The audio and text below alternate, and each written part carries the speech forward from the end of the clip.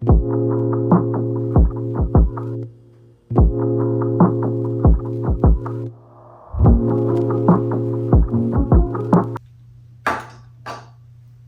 guys, hello. My name is Precious and this is my YouTube channel. So if it's your first time here, welcome to the house.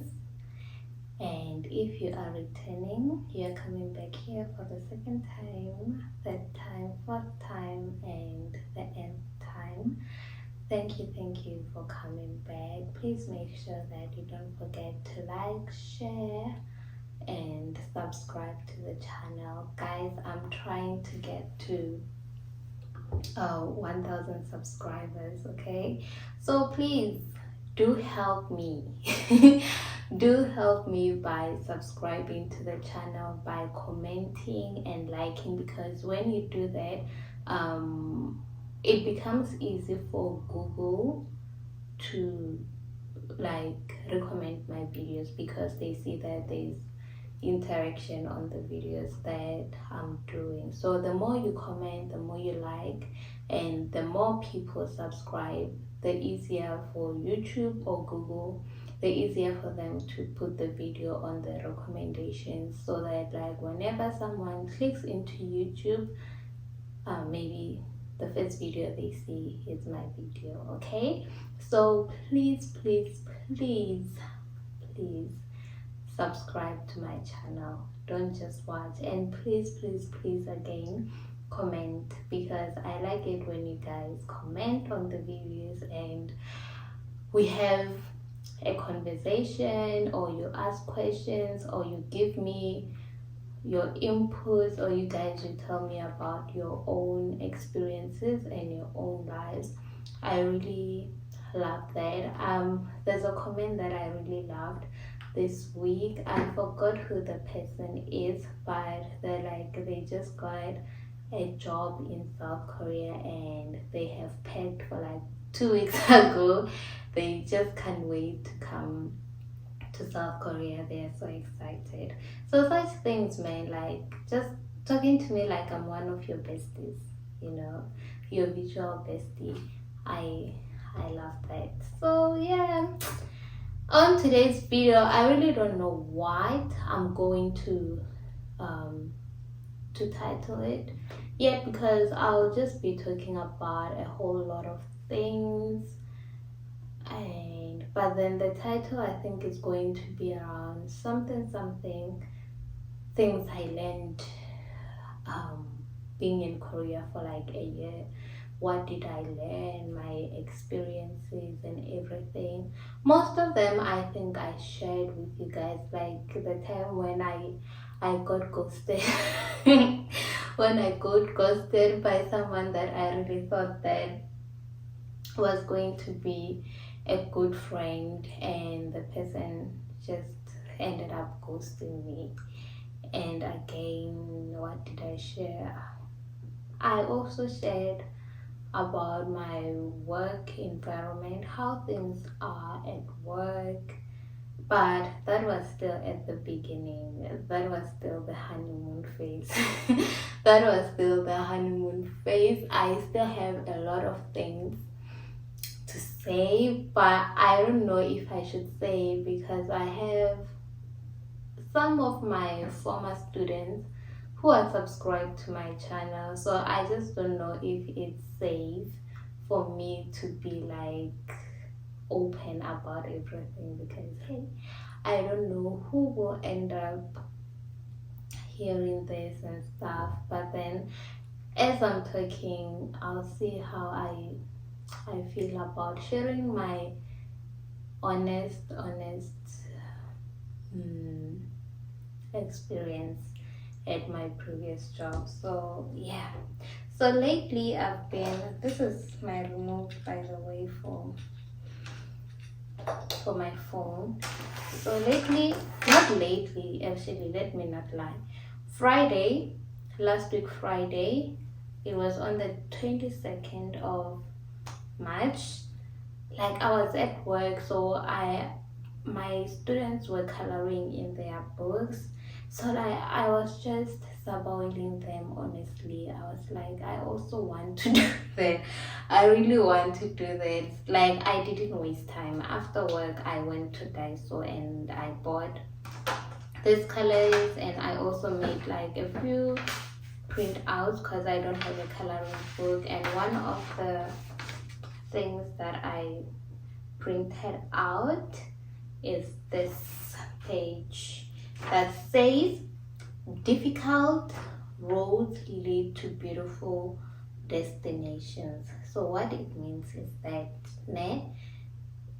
the road might be difficult, but at the end of the road you eventually find what you were looking for. Things that come easy, most of the time we know what happens.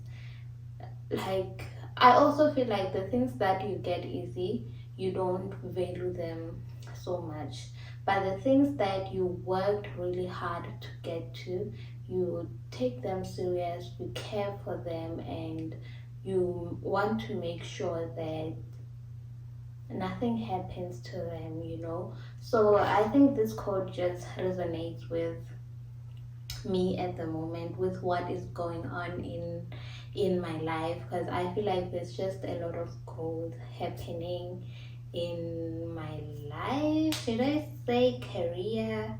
Because I don't know if I should call content creation a career.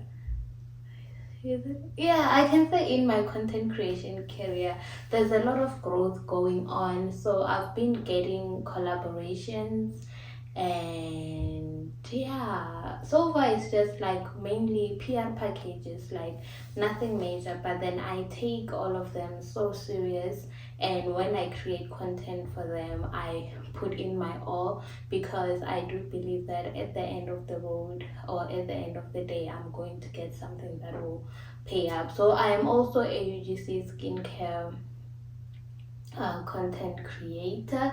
So what I do is that I give my personal opinion about like skincare products.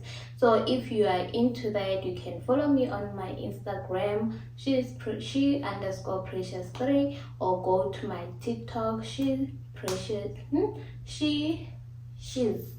underscore precious 3. Okay, I'll put everything on the screen because I'm not sure about my handles, but then that's where I do all the work. And the past weeks I've been doing a lot of shoots and videos for TikTok and for Instagram. So I really love the growth. It's something that I didn't see coming or happening. Really, I won't lie and say it was like part of my plans.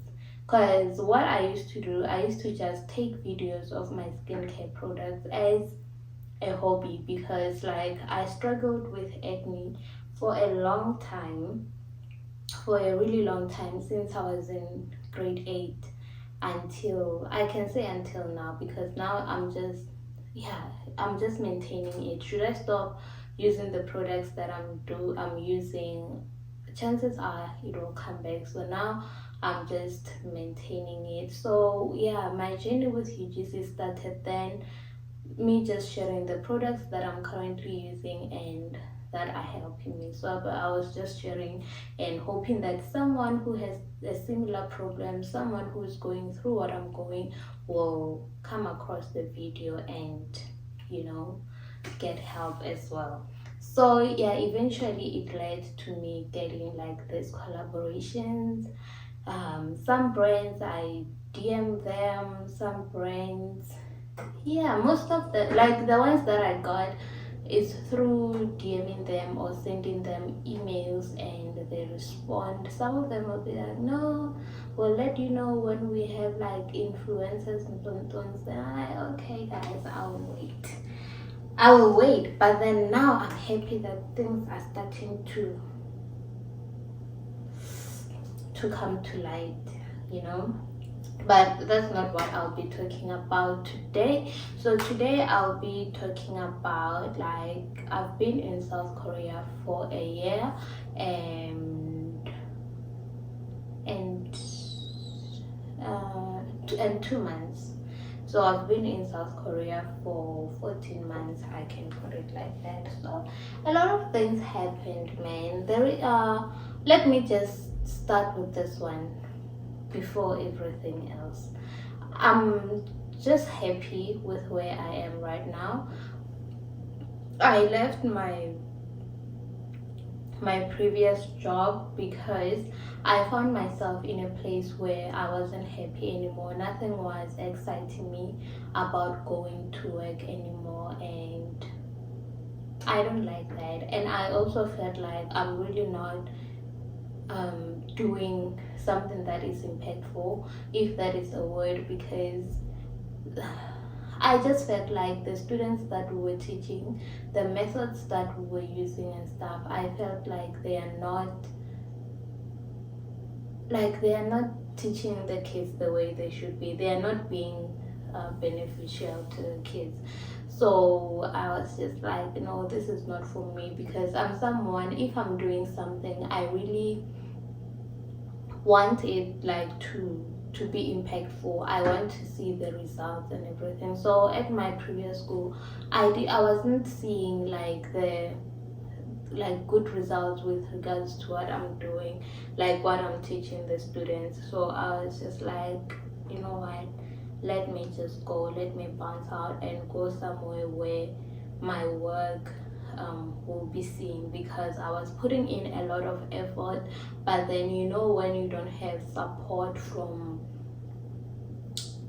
like other people around you, like your colleagues and your your bosses, like for you, like it's so demotivating, because for you this, you see it as something like that is really serious, and maybe for them it's just another way of making money. So that was one of the reasons why I left, because I just felt like I'm not impacting is it impacting, or I'm not, the kids are really not getting anything from how things are being done. So I'm like, I just want to be somewhere where I know that I'll like what I'll be doing will help the kids and will help them reach their goals in learning English, and the parents will eventually see what they are paying for, because they pay a lot of money for us to come and teach these kids. So yeah, I hope it makes sense. And another reason I left is that this might sound so silly to a lot of people, but for me, it's a reason enough. You know, I can, like, it's a reason enough, because that reason is I didn't like my apartment. Specifically, I didn't like the wallpaper because it had flowers on them. Yeah, and there were just so many colors in my apartment. The one side of the wall had like floral wallpaper. I hated that wallpaper with my whole heart. I just had to live with it for a year, but deep down, like people who are close to me, they know very well that whenever they come to my apartment, I'll complain that I don't like this wallpaper. I do not like it. Like, even if you can check my pictures from last year, I don't have a picture that I took in my apartment, because I just didn't like the wallpaper. And now we have the floral wallpaper with orange and yellow flowers, and the cupboards, now you go to the cupboards, they are red with white flowers. Imagine the yellow and the orange, and now combined with the red. I'm like, I just couldn't do it. Other people are just like, nah, as long as the apartment is okay and I have a place to sleep, I really don't care much about how it looks. I care a lot about how my space looks, because that's where I'll be spending most of my time. And I raised it to my bosses that, like, I don't like this wallpaper. Is there a way that we can change it? I don't mind buying the wallpaper. I don't mind even paying for labor for the person who will be doing it for me, but I don't like it. And they said it's not possible. You're like, no. Mm-mm. Like, yo, when I think of that apartment, I didn't like it, honestly. I didn't like the apartment. So yeah, that was another reason why I left.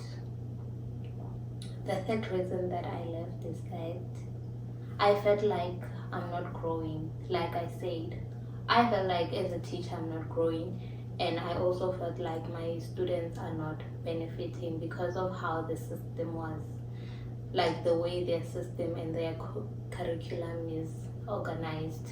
So I also felt like I'm not growing, I'm doing the same thing every day. So, no. So for me to grow as a teacher, I'd rather go somewhere different where I'll be doing like something different.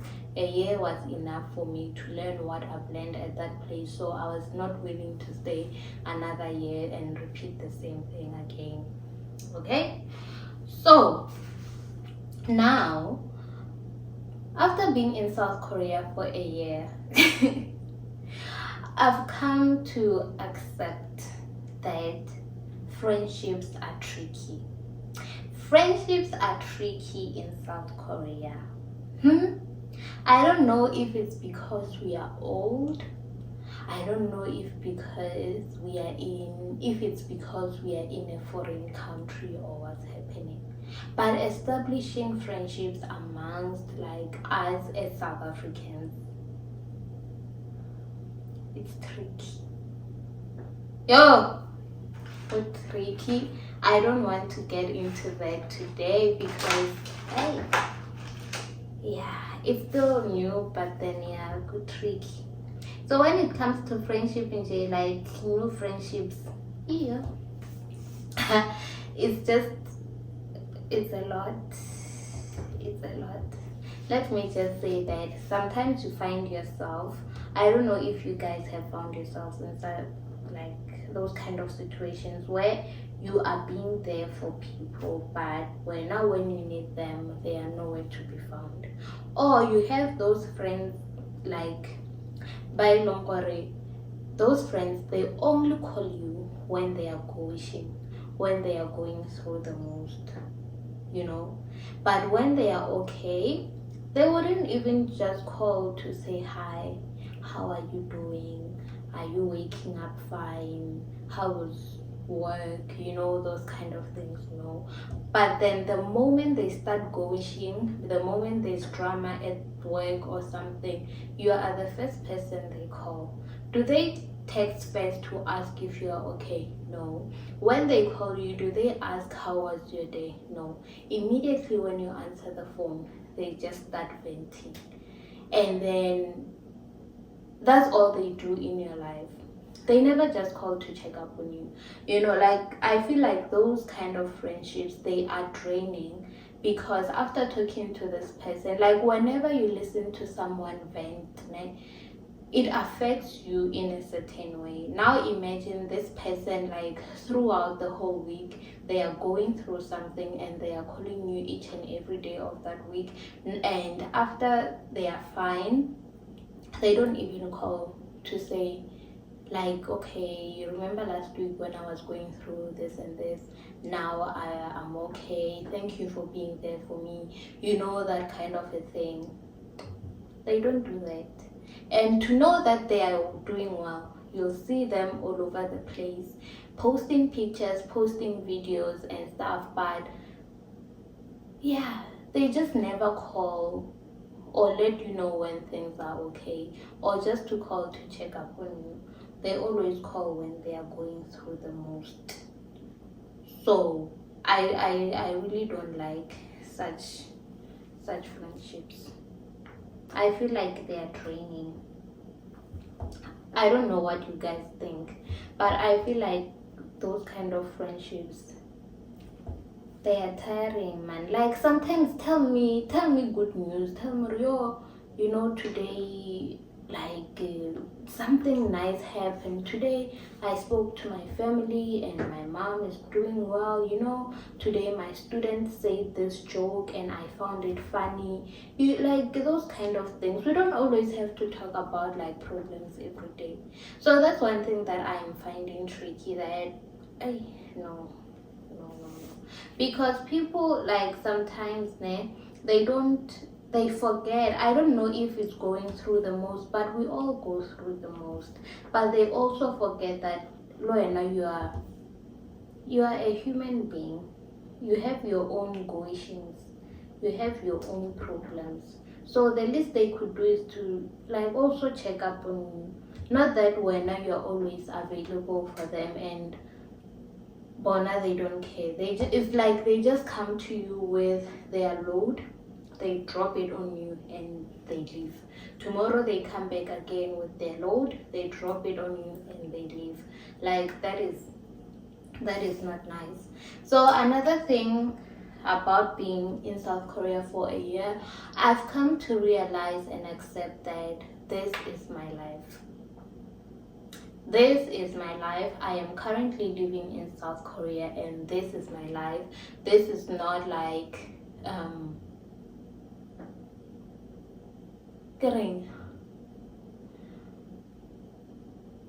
it's not something thinking, okay, it's like I put something on pause. I'm just going through this. When I'm done here, I'm gonna quickly go back to my life. No, I don't have any other life. This is my life that I'm living at this moment in South Korea. So the least I could do is to live it to the best, is to give it my best, like enjoy it while I'm still here in South Korea. Because I've also said it in one of my videos last year that I'm never going to be this age again. Never again will I be 25 years old. Okay, there's no other 25 years old that is waiting for me in South Africa. This is my life. So the least I could do is to enjoy it and live it. So this thing, okay, now I'm waiting. I'll do this when I go to South Africa. I'll do that when I go to South Africa. I just feel like it's wasting my time. It's time wasting. So what I can do now is live my life, enjoy it. Should I ever go back to South Africa? Okay.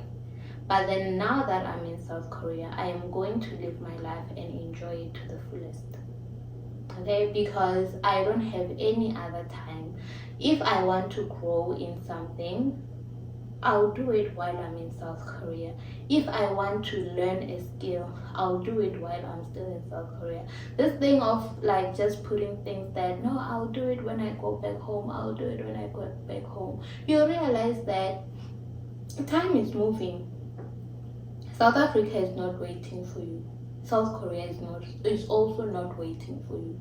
So like, live your life, move on. Do the things that you like. If you want to go on a vacation, do it. If you want to buy yourself something nice, do it. If you want to buy something for your apartment, because I remember in that apartment that I was staying in last year, I wanted to buy a couch at some point, but then I was just like, nah, I'm not going to stay here for too long, and like those kind of things. I'm gonna leave and don't. But then I couldn't see that I'm actually like, what's the word?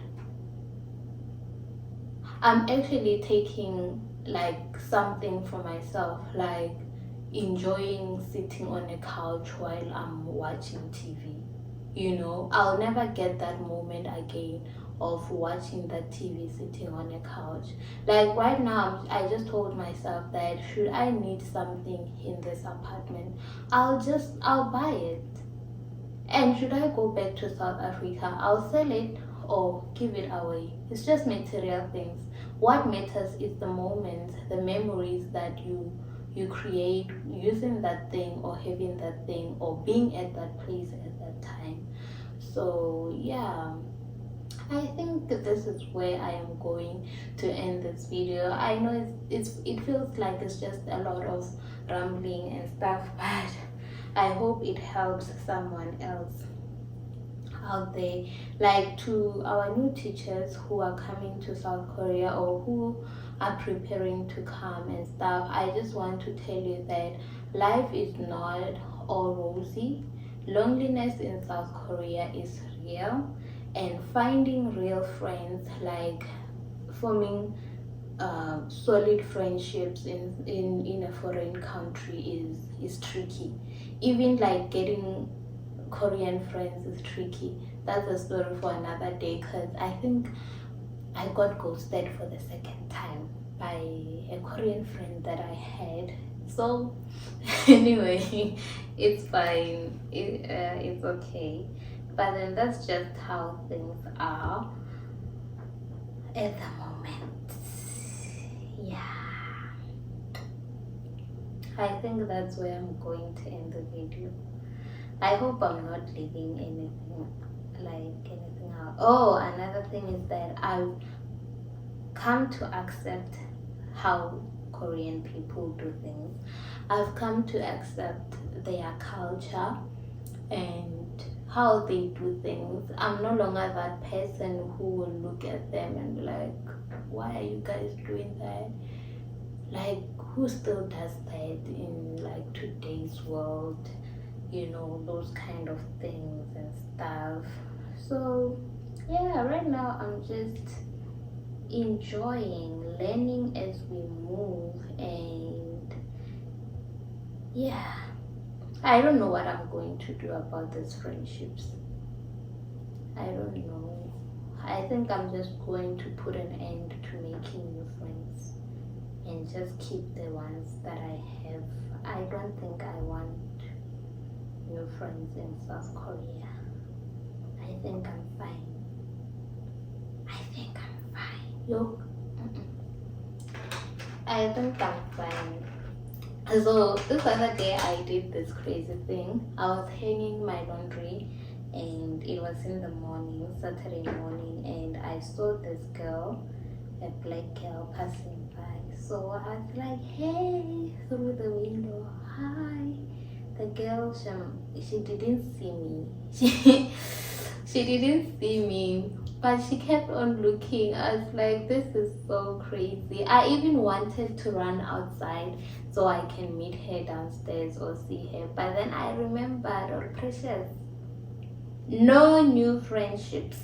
You'll get hurt again. You will get hurt, Miguel. So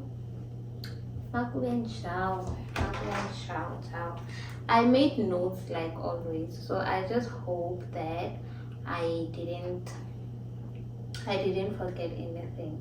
I can't emphasize how you will miss home when you're this side. You know, you'll miss home, and at some point you'll miss home to an extent where you feel like right now at this moment I'm booking a flight, I'm picking my bags and I'm leaving. That's when you need someone who will be like, hey, wake up. Wake up, wake up, wake up, wake up. You don't have to go home right now.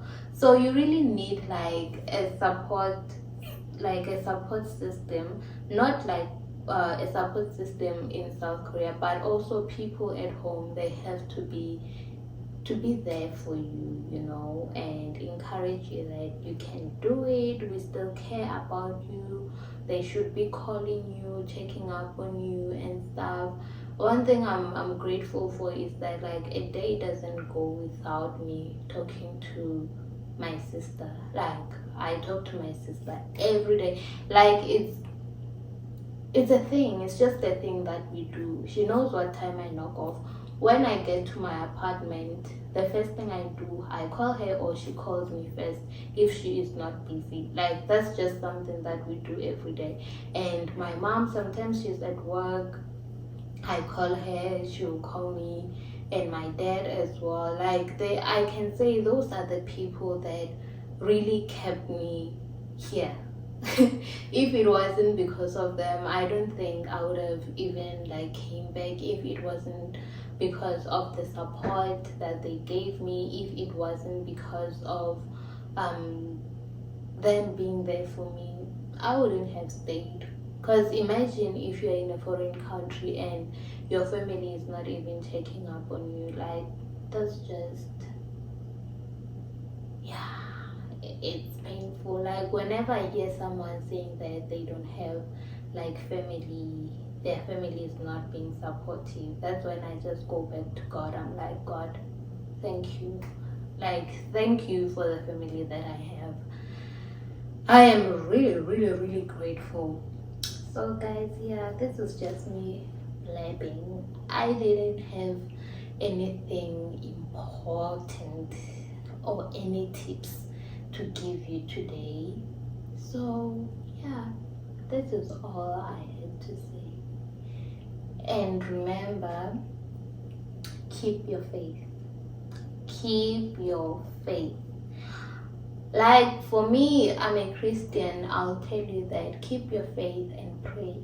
You need as many prayers as possible when you're in a foreign country because it's easy for you to lose yourself, especially if you're someone who is easily influenced. Because most South Africans, when they come to South Korea, they let loose. They live these lives. They become party animals. Every weekend they are out and about and drinking. Like, hear me well, there's nothing wrong with having fun, but then now it becomes a problem if you are having fun in a way that is putting you, like, your emotional state, your physical state at a bad place. You know that you're not a person who grooves until the sun rises. You know your drinking limits if you are a drinkist. But then now when you get this side, you do all these things from Friday until Sunday. Monday when you get to work, you are so tired and you think that your bosses don't see that you are always tired and you come late to work. You are just doing these funny things every Monday, or you take your Mondays off because when you were grooving the whole weekend. But so like there are people who got fired because of that. Every Monday when you're sick, how is that possible? Because you're living a life that you like you can't keep living like that. So when you get this side, keep your faith, be true to yourself. Like this is not, it's not thing, it's not varsity man, as if it's there, you know, because I feel like most South Africans when they come this side, popular life is like my first year at varsity, like drinking, doing all these funny things. What's up? Now you are working. You have to be professional at all times. Okay?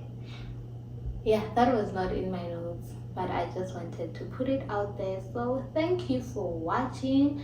I don't know how long this is, but I think it's long. Thank you for watching. Thank you for watching and up to this point. Don't forget to like, share, and subscribe. Toodles.